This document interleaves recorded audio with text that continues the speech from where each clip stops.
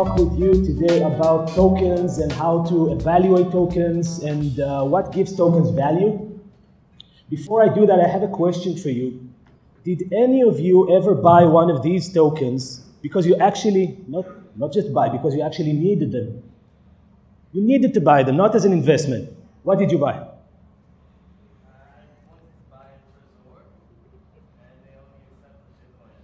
Okay, great. So you wanted to buy Trezor and they only accepted Bitcoin. That's a great example. So I bought another one of these and I'll tell you all about it in a few minutes.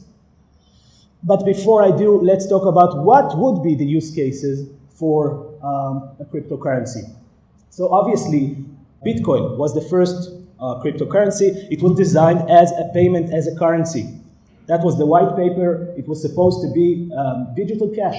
Now, except a few uses once here and there, we're not seeing a lot of adoption for Bitcoin as a payment method globally, worldwide. And there are a lot of reasons for that. Some are technical, but some are that it's very difficult to build a network of businesses and people who are willing to accept Bitcoin as payment, right?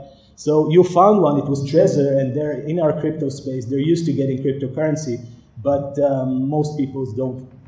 So what would be a use case for a token when it's still not being used as a payment method?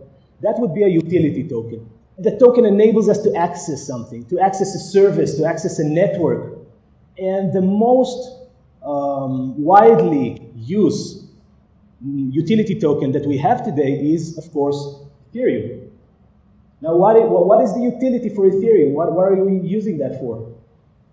We are using Ether to get access to these guys. Who are these guys? Ethereum miners. Ethereum miners run the Ethereum blockchain. They validate our transactions just like Bitcoin. They keep our transactions safe. But as opposed to Bitcoin, the Ethereum miners do something that Bitcoin doesn't. They run code. It has an address, it has a balance, but it also can run code. And it has a state, which is kind of a memory. So we have a memory and we're able to run code, so we're basically a computer. But we're not just a computer, we're a global network of computers. Now, why would I want to make use of a global network of blockchain-based computers? Well, I needed to a few days ago because I wanted to create a token for this conference, the Blockchain and Bitcoin Conference token. I created a token called BBC. This is the actual code, 100 million tokens. So what I needed to do was just to go to my Ether wallet and click deploy contract and set my gas limit for processing this contract. Now, what is gas? Gas is Ether. This is how miners make money. It cost me about $10 worth of Ether to deploy my contract, but it was worth it. Now, if you go to Etherscan, to this address, you would see my BBC token. If you notice, I only have 90 million of those because I sold 10 million. No, I didn't sell it. I just gave it away. Does anyone want to buy my BBC tokens? No, of course you don't, because they don't have value. You know that. They're not a currency.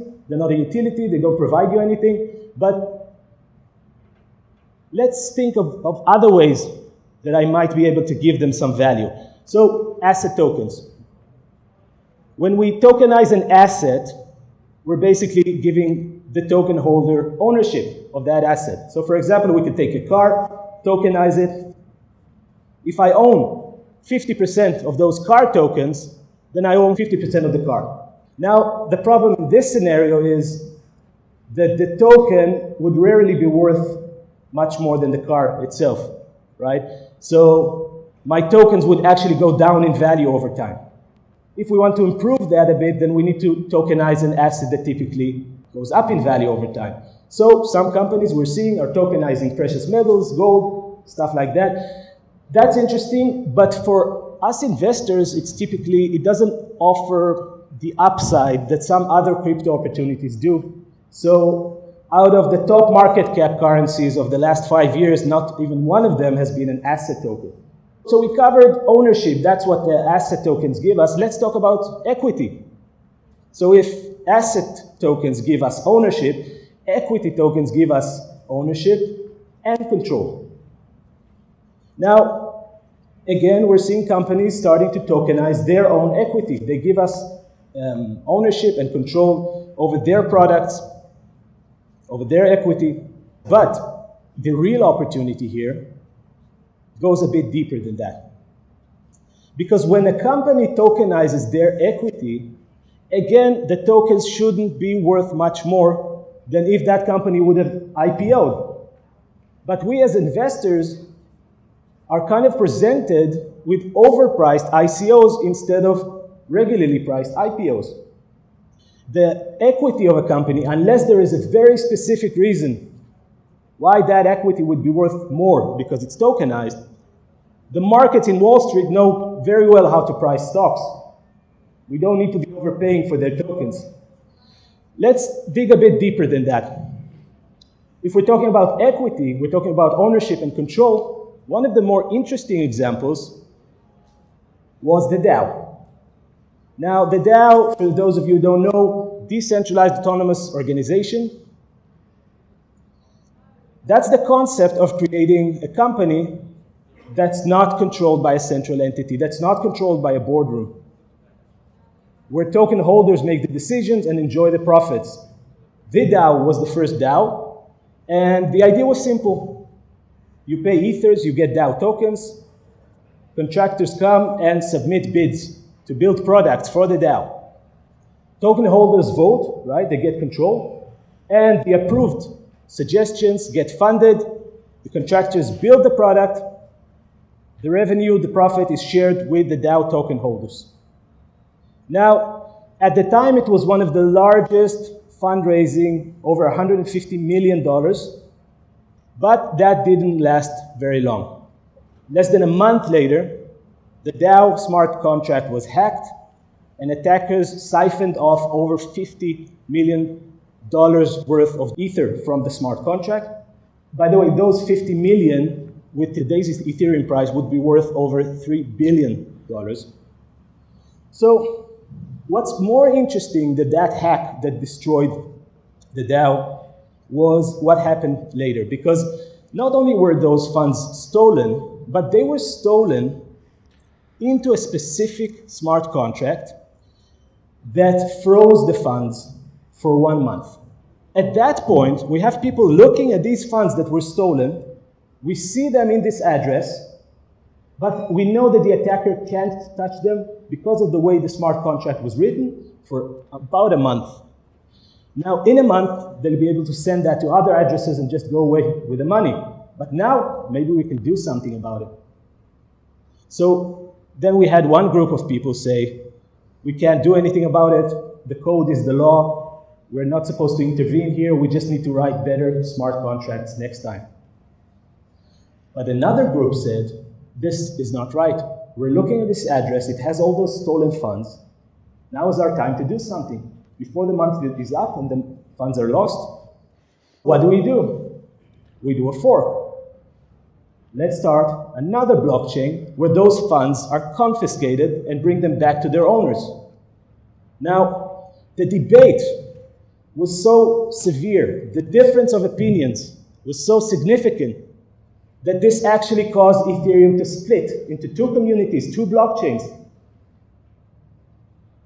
Ethereum Classic stayed with the old blockchain, and the money was gone in their blockchain.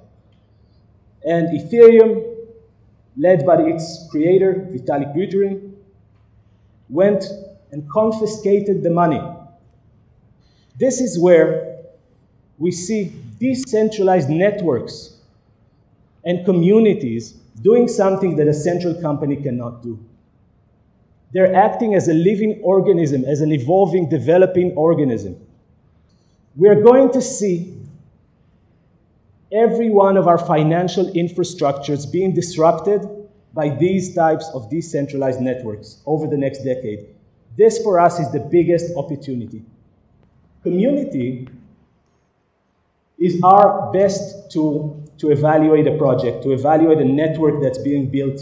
We have so much information to go on. Let me tell you, when a startup goes to get VC funding, they are being looked at by about 2, 3, 4 professional investors that do the due diligence on them. Now, when a startup does an ICO, those are basically 10,000 people, 100,000 people of non-professional investors doing due diligence on the project. And let me tell you something, they can dig up just as much information, if not more than that.